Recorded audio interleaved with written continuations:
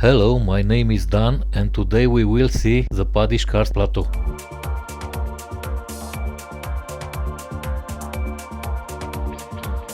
To get to the heart of the Apuseni mountains from the Bear's Cave we turn to Sudrigiu, and when we reach the county road 763 we turn right towards Pietroasa.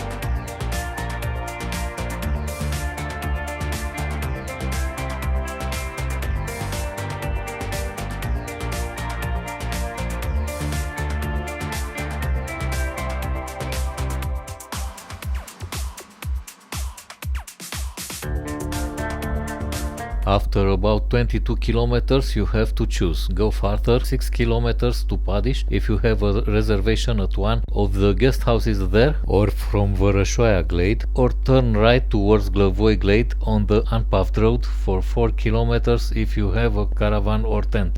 Personally, I recommend the second option, being even better economically and closer to most of the objectives.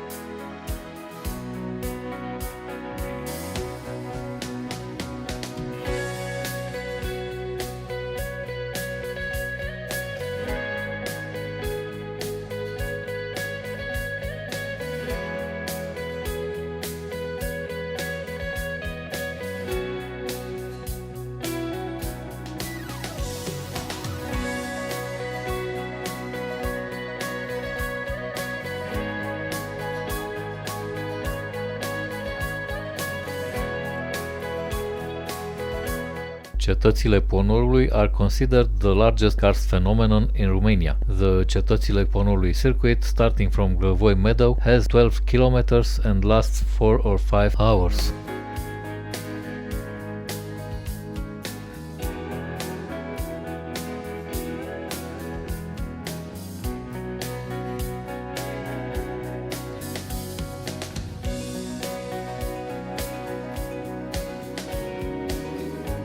The name Cetățile Ponorului, English Ponor Fortresses, refers first of all to what might be considered the surface sector of a karst phenomenon.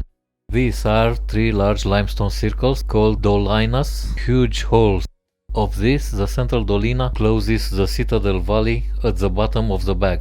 The river of this valley ended at the base of a wall over 150 meters high.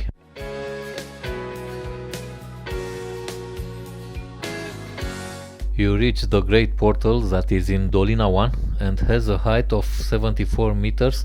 We have 2 options. Crossing the cave, which can be done when the water course is small. To avoid getting wet, you need waterproof boots. Also, take a light source for each person. This crossing is indicated only for experienced tourists. There is also a warning that the underground sector is not part of the approved tourist circuit.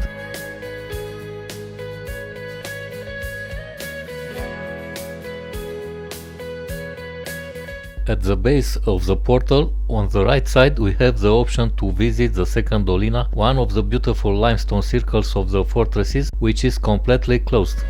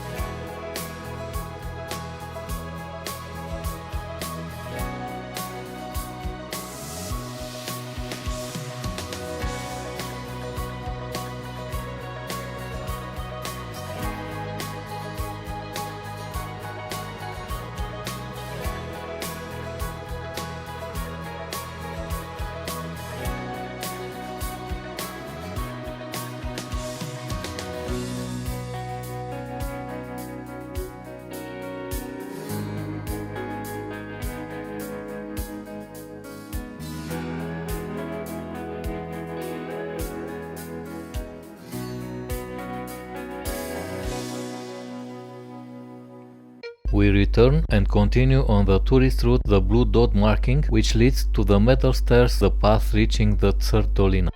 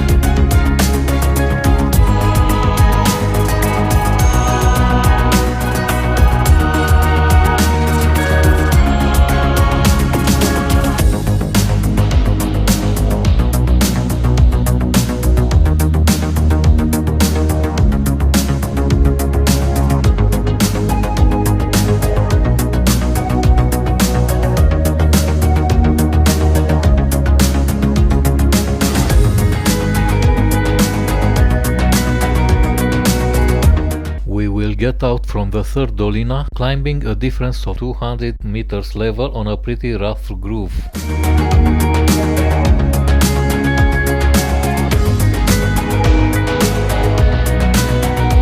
After 30 minutes, you reach the peaks, the route continuing on the upper edge of the dolines, and also have 4 viewing points where once there were some balconies.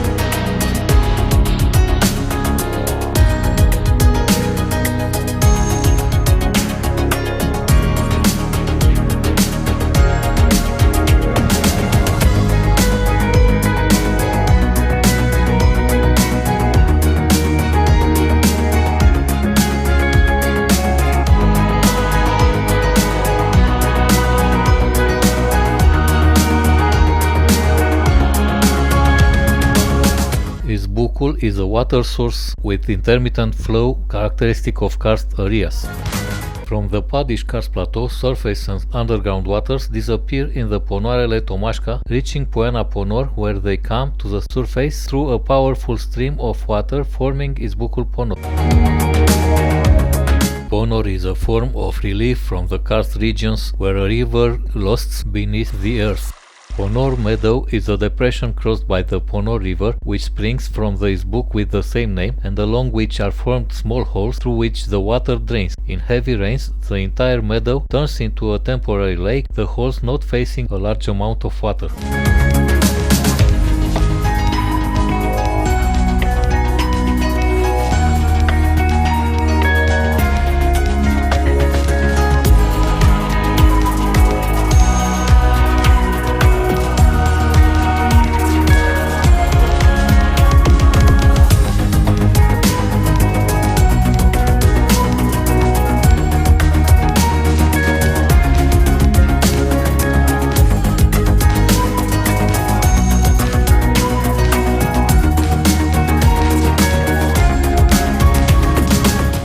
Care l-a filmat ei, ăsta era plin. Asta e sala mare unde n-am putut să intrăm, da? Și era gheața. Și încolo mai e o sală, tot descendentă, până aici. Și aici e ascendent.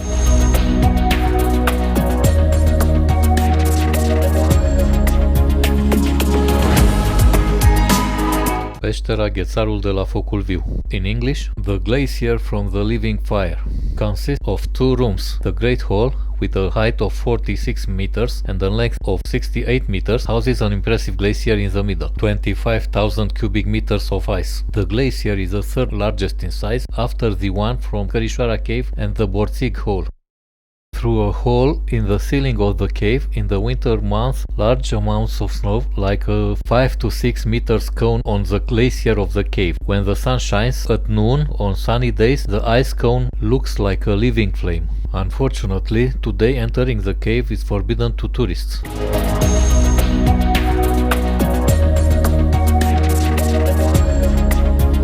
Drumul către Ghețarul de la Barsa, da? Aici e peștera neagră.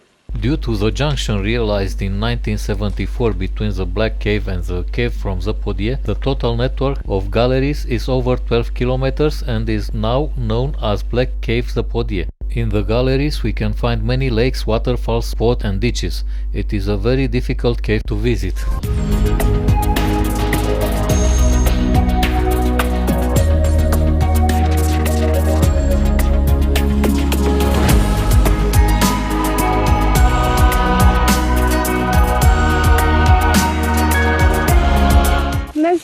Nu de acolo venim, am venit de pe deal. La Barsa vă duceți. Noi am luat înainte de Ghețar la stânga. Tău negru, ai zis, Dan, da? Pe drumul către Ghețarul de la Barsa, ai zis.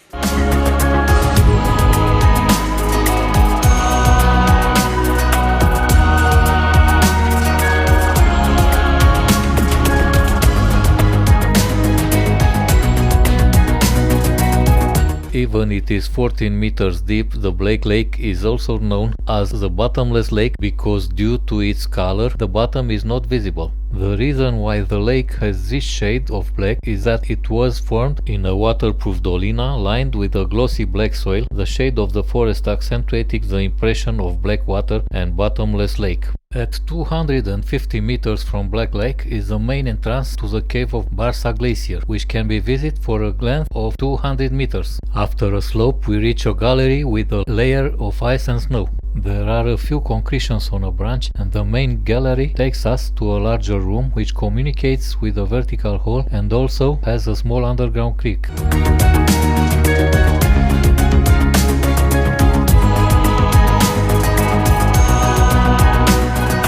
Avenul Borţig, in English, Aven means vertical cave or vertical hole. We find it on the route to Galbenei gorges. It is 55 meters deep, 35 meters diameter, and its 25,000 cubic meters of ice are 14 meters thick. Galbenei circuit is 19 kilometers long, runs in 9 hours and is marked with a yellow dot. It starts from the Padiş chalet, descends into the Ponor meadow, passes the Ponor Fortresses and through the forest reaches the Galbenei spring. Then there are the quays and the fun waterfall. From here it returns on the top of the quays through the Poiana Florilor to Piatra Galbenei. It passes through the valley of the fortresses and after the Glăvoi canton it returns to the Padiş chalet. The route is accessible only to tourists with good physical training.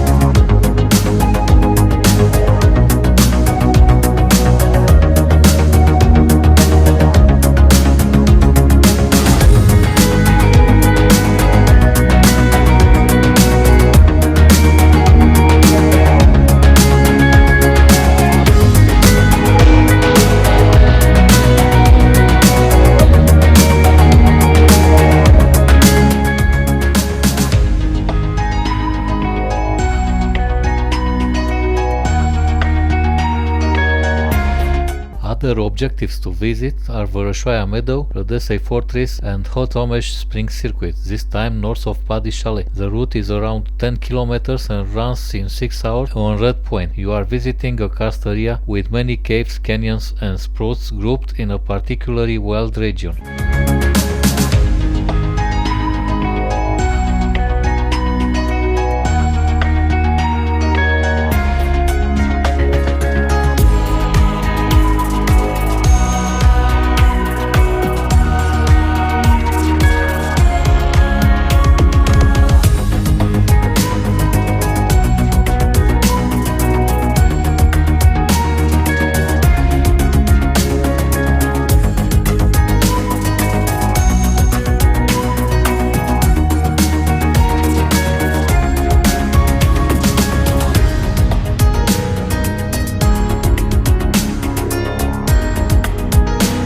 If the images in this video helped you to get inspired for your future trip, it will not cost you anything to subscribe to this YouTube channel and to continue meeting in other areas of Romania.